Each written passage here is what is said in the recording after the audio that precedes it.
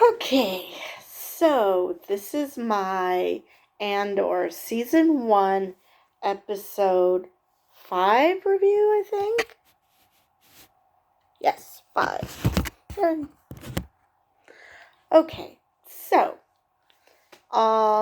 it starts off with Solier being at home and,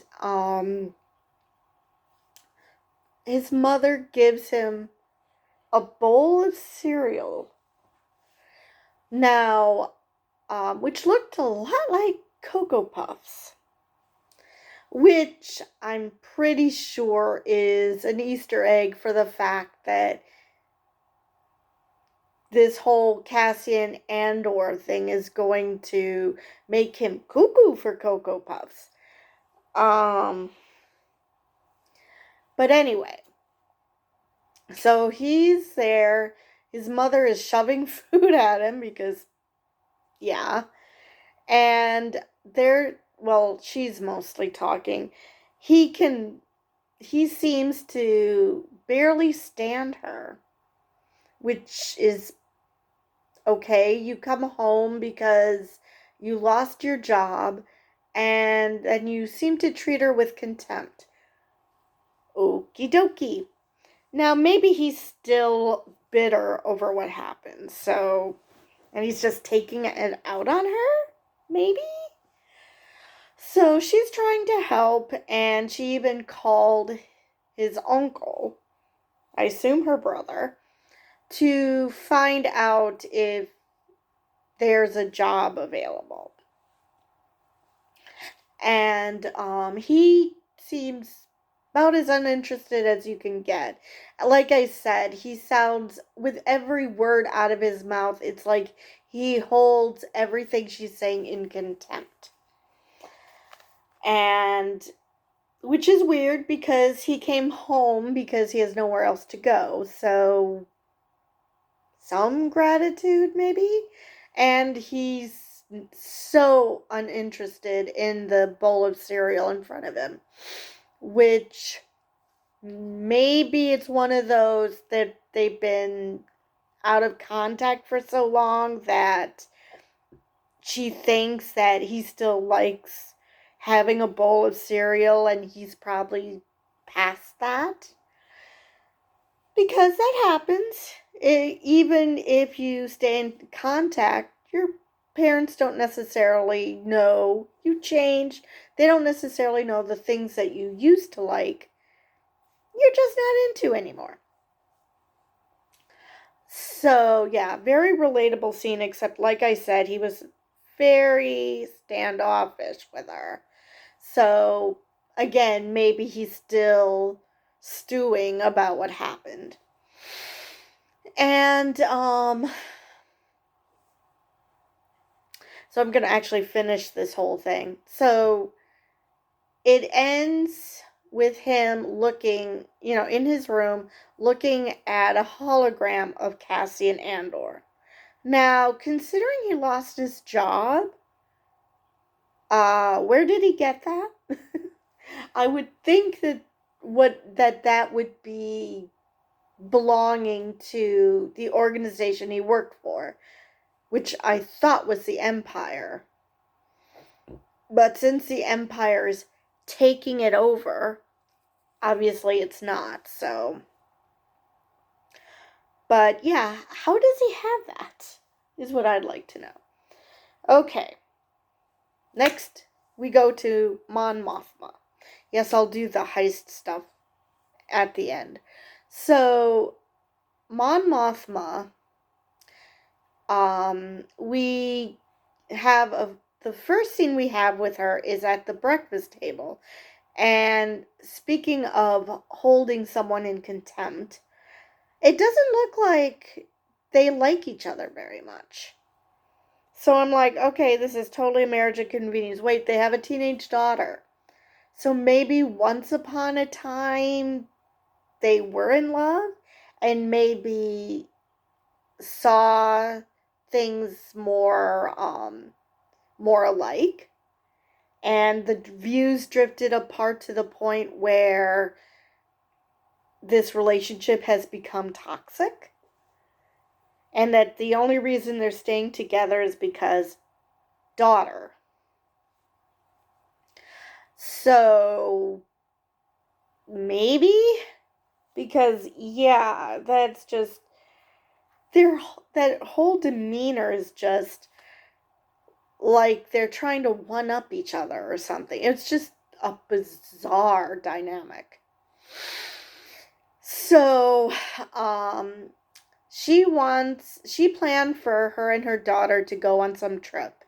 And her daughter is being a teenage girl and saying, yeah, no. And I didn't catch the entire conversation, but from what I've read, she thinks that she's a useless politician like all the others. So, but whatever. Her daughter doesn't quite like her that much.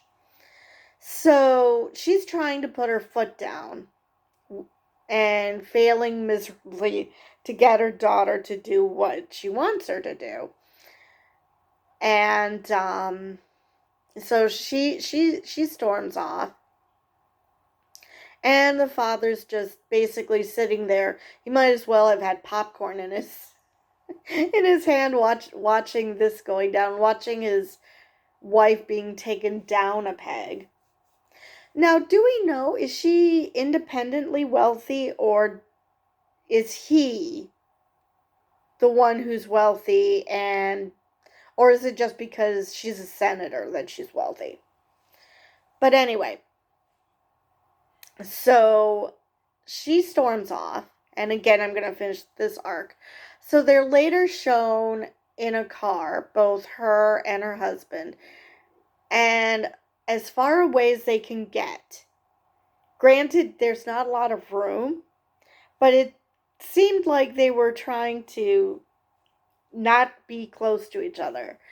And he asked her about this foundation that she started, and why she never told him, and she's like, I never thought that you'd be interested because it's charity.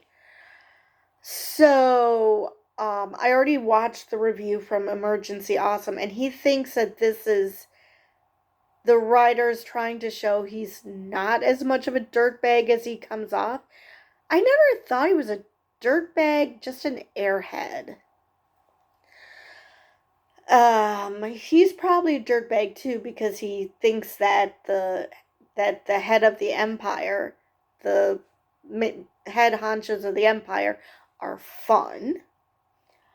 But still, I think he's an airhead mostly. But so he thinks that this is him showing compassion, and I don't think so. I think it's just him trying to keep tabs on his wife. And yeah. So it looked like that they had gone on a night out, because you see her either, I think, taking out her earrings. So now to the heist. Well, almost heist. So majority of this episode was in regards to Cassian,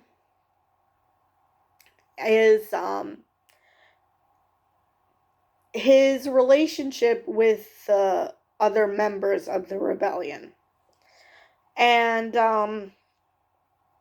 it starts off with Cassian waking up, finding his kyber crystal, and putting it on, or putting it in his pocket, but putting it on his person, and running off to find where his weapons are. And so the person who took the weapons, I think his name is Arvin, he assures him it's okay, everything's there, I just want to know who I'm dealing with because we know nothing about you. And he said, this is corporate issued. How did you get it? I didn't get their names. Oh man. Which of course is in it. Now I didn't. I had to listen to Emergency Awesome to remember this, but he took it after he killed those two guards. Now, so then last week I said that the kid is probably the only one outside of obviously Cassian that's probably going to survive this. But now I'm starting to think that if anybody is in the crosshairs and is going to die, it's gonna be the kid because he's just way too, like Arvin pointed out, he's very green but a true believer. So that's never a good combination when you're going to do something like this. So, yeah, he's incredibly smart and obviously very annoying because he likes to talk to people about his ideas. And I guess when you're out in the woods and there's nothing else to do, okay, but yeah, I can also see how it could get really annoying really fast. So, Corporal Gorn, calls Cassian over and tells him, and first they ask him, how do you get this? How do you unlock this ship? And at first I thought that this was some sort of a gotcha that, oh yeah, you're a spy because you knew this. And it turned out that they honestly had no clue how they were going to escape. They had an escape ship, but it was locked away.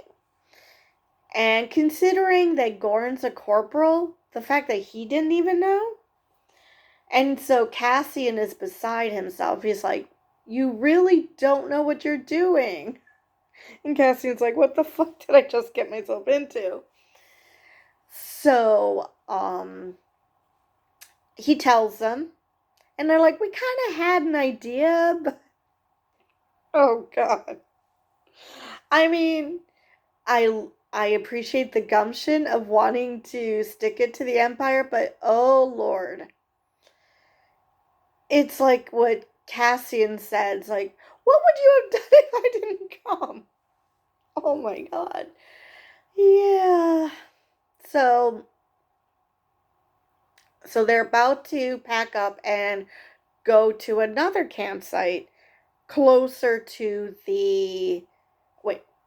Before they do that, they're pretending that they're soldiers, and Cassian's like, yeah, your gun should be on the outside, not on the inside of the line. So yeah, you guys should switch because he's a lefty. And so they're quizzing him on who's a lefty and who's a righty. And I think they were impressed with how detailed he is. Nothing slips past him, which makes the fact that Arvin was able to steal all his guns all the more weird, but he was able to tell them if they're left-handed or right-handed. Even with the kid, he's like, yeah, he's right-handed, but he shoots left-handed. Okay. So he's very observant. So they figured that out. Even though they still, are unsure of him. And so in the meantime, Gorn goes back to his day job, which I didn't realize he actually had a day job. I know he's Corporal Gorn, but I thought that was before he joined the rebellion, not that he was still working for the Empire. And he goes to see the guards, and basically he's trying to, okay, when are the others going to be back? In an hour. Okay, I'll be back in an hour. So he goes back in an hour.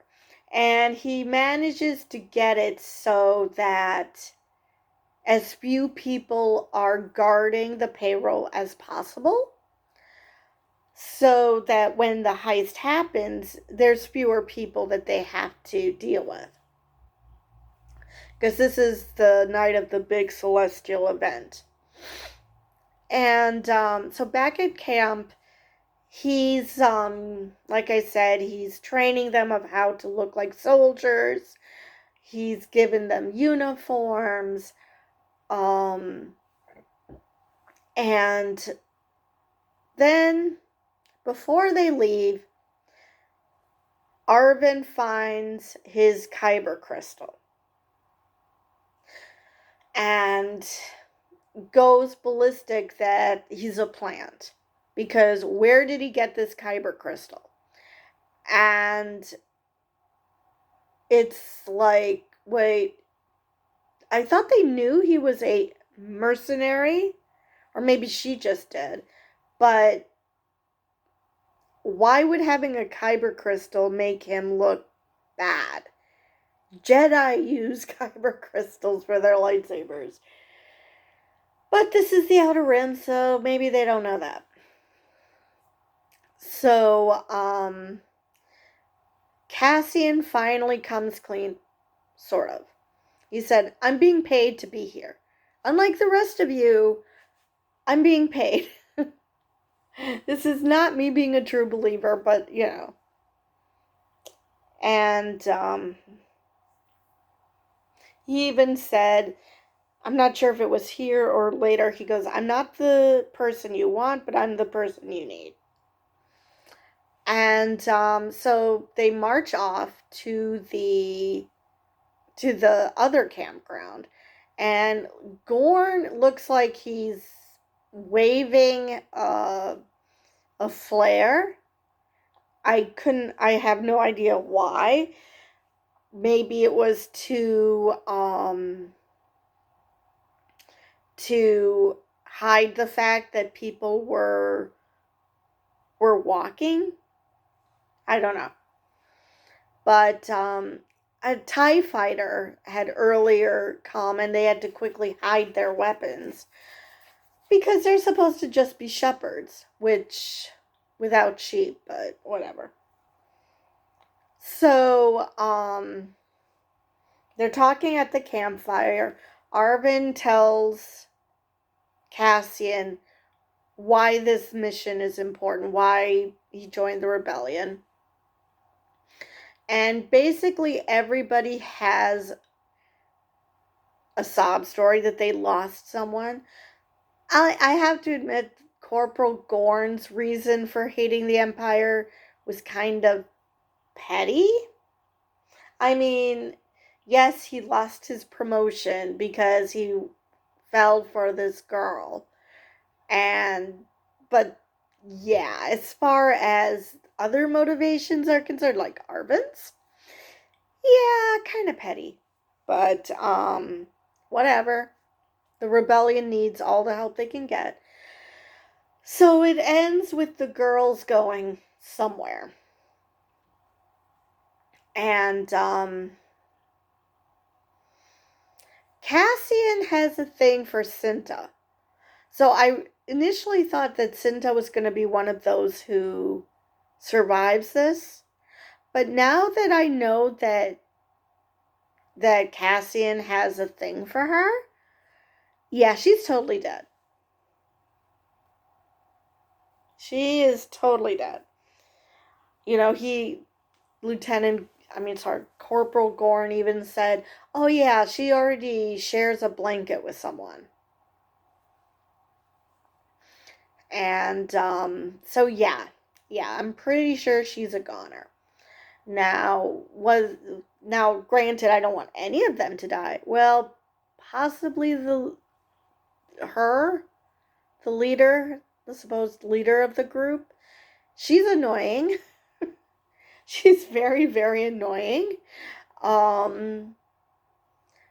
She knows just enough of how to boss people around to be annoying, but not enough, doesn't know enough to properly explain why she's doing what she's doing. It's more of a do as I say type deal. So yeah. Yeah, I'd be fine if she died. The rest of them, I kind of like them. Gorn, I don't know that enough about, but he seems fine. Um so basically that's how it ended, with the girls going off God knows where. And so then I hope next week we get to the actual mission, because they really can't hold it back much longer unless next episode has something to do with something completely different than the heist, because they even said that by this time tomorrow we'll know what happened with the heist. Luthen is on his radio. Clea is telling him, oh, for God's sake, stop. I'm just waiting. I'm just checking see if it worked. You said that an hour ago. So obviously she's more involved than just being um his secretary or whatever she is, the administrative assistant or whatever, and making sure that he can do his business without prying eyes.